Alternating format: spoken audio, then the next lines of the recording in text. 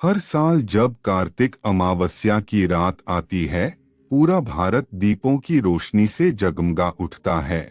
लेकिन क्या आपने कभी सोचा है, आखिर दिवाली क्यों मनाई जाती है?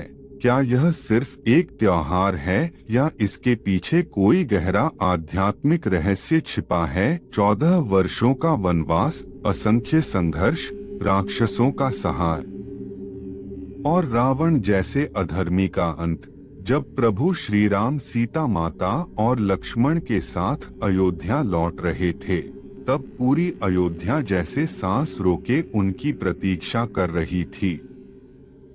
वनवास के दिन समाप्त हो चुके थे और अमावस्या की वह रात्रि मानो किसी नए युग का आरंभ थी। जब पुष्पक विमान अयोध्या के आकाश में उतरा तो नगरवासी आनंद से झूम उठे। हर घर, हर गली में दीप जलाए गए, तेल के छोटे छोटे दीपक जिनकी लौ में प्रेम, भक्ति और स्वागत का उजाला था। उस रात अयोध्या दीपों की नगरी बन गई, मानो तारों ने पृथ्वी पर अवतार लिया हो। उसी दिन से आरंभ हुई दीपावली, वह पर्व जो हर युग में हमें याद दिलाता है कि प्रकाश सदा अंधकार पर विजयी होता है। लक्ष्मी जी का प्राकट्य समय था सागर मंथन का। देवता और असुर दोनों एक साथ क्षीर सागर का मंथन कर रहे थे, क्योंकि उसमें छिपे थे ब्रह्मांड के अद्भुत रत्न। मंथन के मध्य जब शांति और प्रकाश की देवी महालक्ष्मी जी प्रकट हुई तो समूचे सृष्टि में आनंद छा गया। वे कमल के फूल पर विराजमान थीं, हाथों में कमल और मुख पर दिव्य मुस्कान। उनकी आभा से चारों दिशाएं आलोकित हो उठीं। देवताओं ने पुष्पों की वर्षा की और दीप प्रज्वलित करके उनका स्वागत किया। उसी क्षण से दीप जलाने की परंपरा प्रारंभ हुई और यह दिवस मान गया धनतेरस। यह दिन धन, आरोग्य और समृद्धि का प्रतीक है। कहा जाता है इसी दिन समुद्र मंथन से धन्वंतरी देव प्रकट हुए थे, जो आयुर्वेद और स्वास्थ्य के देवता हैं। इसलिए इस दिन लोग सोना, चांदी, बर्तन या नई वस्तुएं खरीदते हैं ताकि वर्ष भर घर में शुभता और समृद्धि बनी रहे। संदेश: सच्चा धन सिर्फ सोना नहीं बल्कि स्वास्थ्य और सदाचार है। दूसरा दिन नरक चतुर्दशी, छोटी दीपावली।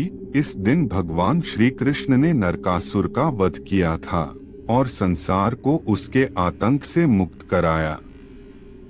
इसलिए इसे अंधकार से मुक्ति का दिन भी कहा जाता है।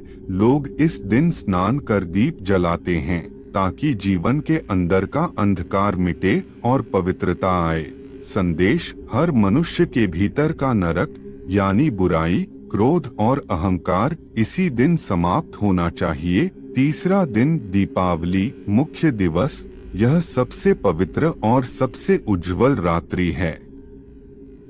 इसी दिन त्रेता युग में भगवान श्री राम अयोध्या लौटे थे और लोगों ने दीप जलाकर उनका स्वागत किया था।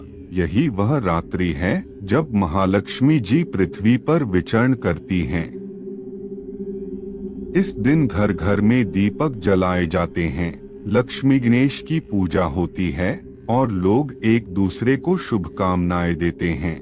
संदेश: अंधकार चाहे कितना भी गहरा क्यों न हो, एक दीपक उसे मिटा सकता है।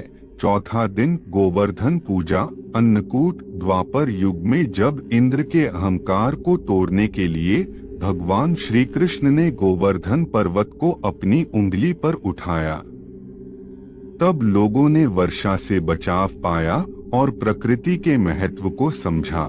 इसीलिए आज भी लोग गोवर्धन पूजा करते हैं, अन्नकूट बनाते हैं और प्रकृति के प्रति कृतज्ञता व्यक्त करते हैं। संदेश: प्रकृति ही परम माता है, उसकी रक्षा करना ही सच्ची पूजा है।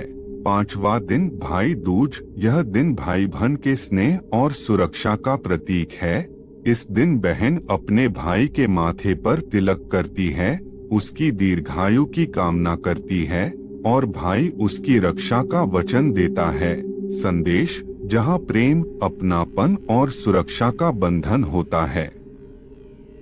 वहीं सच्ची दीपावली खिलती है। और हमारे चैनल को सब्सक्राइब करें ताकि महाभारत और पुराणों की ऐसी ही अनकही कथाएं आप तक लगातार पहुंचती रहें।